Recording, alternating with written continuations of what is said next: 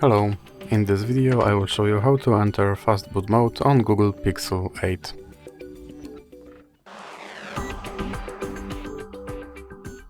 So to enter Fastboot Mode on this device you will have to start with powering off your device.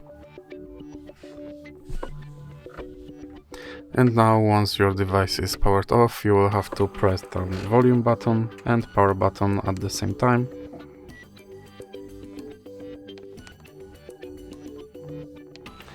And here you have to choose recovery mode and then press power button to select that.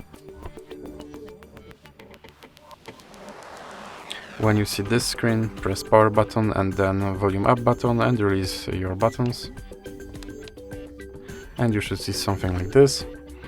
And here you have to use volume buttons again and click enter fastboot and then press power button. And now you should see something like this, and here you have 4 options: reboot system now, enter recovery, reboot to bootloader, or power off.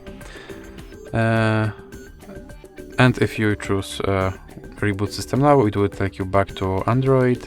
Enter recovery will take you back to the previous screen.